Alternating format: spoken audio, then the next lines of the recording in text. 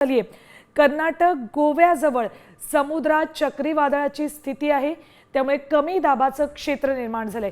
पुढील 36 तासात ते अधिक तीव्र होत जाणार आहे, त्यामुळे कोकण मध्य महाराष्ट्रामध्ये मुसळधार पाऊस बरसण्याचा अंदाज आहे। याच स्थितीमुळे मच्छीमारांना खोल समुद्रात मासेमारीसाठी जाऊ नये असं प्रशासनानं सांगितलेलं आहे। प्रशासनाकडून मच्छीमारांना समुद्रात न जाण्याचा इशारा देण्यात आलाय।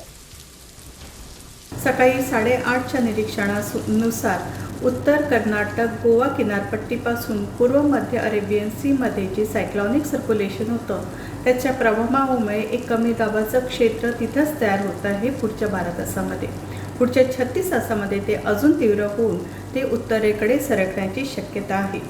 त्याच्यामुळे महाराष्ट्राचं कोकण रिजन, मध्य महाराष्ट्राचा घाट रिजन इथं आपल्याला मेघगर्जनेसह मुसळधार पावसाची शक्यता आहे। सोबतच काही ठिकाणी वाऱ्याचा वेग 30 ते 40 किलोमीटर इतका पण असण्याची शक्यता आहे। त्याच्यामुळे मच्छीमारांना इशारा दिला गेला आहे की समुद्रात जाऊ नये। यानंतर थेट जाऊयात आमच्या प्रतिनिधी रुपाली बडवे यांच्याकडे। रुपाली, काल आणि परवा जोरदार पाऊस मुंबईनं पाहिलेला आहे, मात्र आता चक्रीवादळासारखी स्थिती महाराष्ट्राच्या अगदी जवळ निर्माण झालेली आहे, त्यामुळे त्या पार्श्वभूमीवर एकंदरीत वातावरण कसं आहे, काय काय अपडेट्स?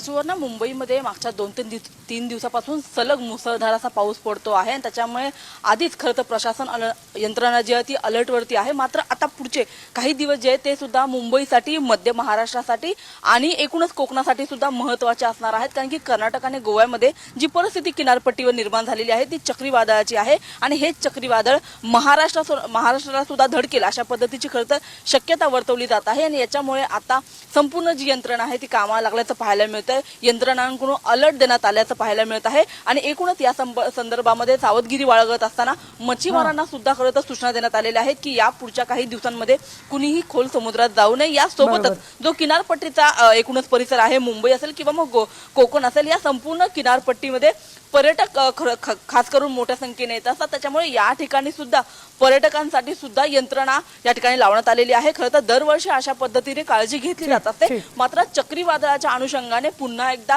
संपूर्ण यंत्रणा जी आहे ती सध्या अलर्टवरती आहे।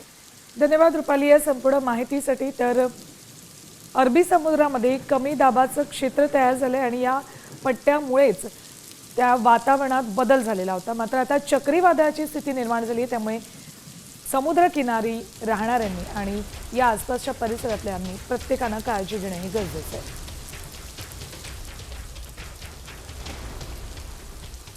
पुढील 36 तासात महाराष्ट्रात चक्रीवादळाची स्थिती निर्माण झालेली आहे।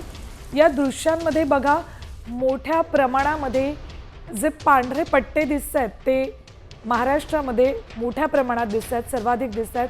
याचाच अर्थ ही चक्रीवादळ महाराष्ट्राच्या अगदी जवळ आहे, गोवा आणि कर्नाटकच्या किनाऱ्यावर आहे, मात्र ही महाराष्ट्रापासून पुढे जाणार आहे, त्यामुळे मुंबई कोकण तर कशा पद्धतीनं हे चक्रीवादळ महाराष्ट्राच्या जवळ आहे ते आपण बघणार आहोत।